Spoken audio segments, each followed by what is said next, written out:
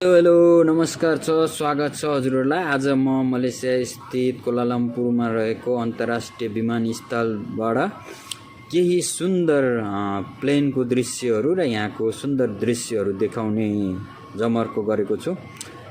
यो दृश्य हेर्न सक्नुहुन्छ। यो चाहिँ हामी एयरपोर्टमा पुगेपछिको दृश्य हो भने यहाँ चाहिँ तपाईहरु केलमा जानु भएको छैन, एयरपोर्टमा इन्टरनेसनल एयरपोर्टमा जानु भएको छैन भने यहाँ चाहिँ जाँदै गर्दा तपाई टर्मिनल 1 मा जाने कि 2 मा जाने भन्ने निर्णय गर्नुपर्छ। अनि यहाँबाट उडान भइरहेको छ, हामी प्लेनको दृश्य देख्न सक्छौं।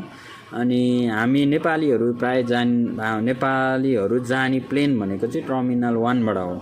अनि त्यो टर्मिनल 1 बाट मैले सुन्दर दृश्यहरू तपाईहरुलाई देखाउन लागिरहेको छु।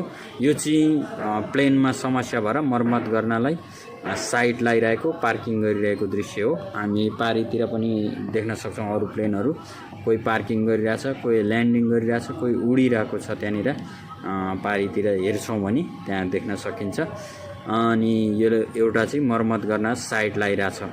कति भन्छ नि मान्छेले घमण्ड गर्नु हुँदैन, उडिरहेको कुरा पनि कतिपय बेला गुड्ने कुराले बोक्नु पर्छ भने जस्तै यसलाई मर्मत गरिरहेछ। अनि यो चाहिँ आफ्नो अवतरण भर्खरै गरेर पार्किङ गर्न साइड गरिरहेको मलेसिया एयरलाइन्सको विमान छ।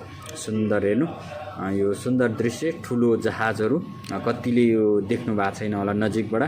यो देख्ने मैले पनि नजिकबाट देखिएको धेरै भइसक्यो, तर यहाँ यसरी देखेको चाहिँ पहिलो चोटी हो। मैले त्यही भएर तपाईहरुलाई देखाउँदै छु। तपाईहरुलाई पनि यो हेर्दै गर्दा कस्तो लाग्यो प्रतिक्रिया दिन सक्नुहुन्छ, सल्लाह सुझाव दिन सक्नुहुन्छ। यहाँ अर्को प्लेन चाहिँ भर्खरै मात्र ल्यान्डिङ भएर पार्किङ गरिरहेको छ, देख्न सक्नुहुन्छ। यति हामी टाढाबाट त सानो देखिए पनि नजिकमा यति ठुलो प्लेन हुँदो रहेछ। अनि लगभग थोरै मलाई यो एयरपोर्टको बारेमा अनि कोलालम्पुर इन्टरनेसनल एयरपोर्टको बारेमा भन्न मन लाग्यो। यहाँबाट चाहिँ लगभग एक दिनमा 500 देखि 800 सम्म उडानहरू हुन्छ रे। अनि लगभग 40 वटा भन्दा बढी देशहरुमा उडान हुँदो रहेछ। यहाँनिर विभिन्न एयरलाइन्सहरू छ।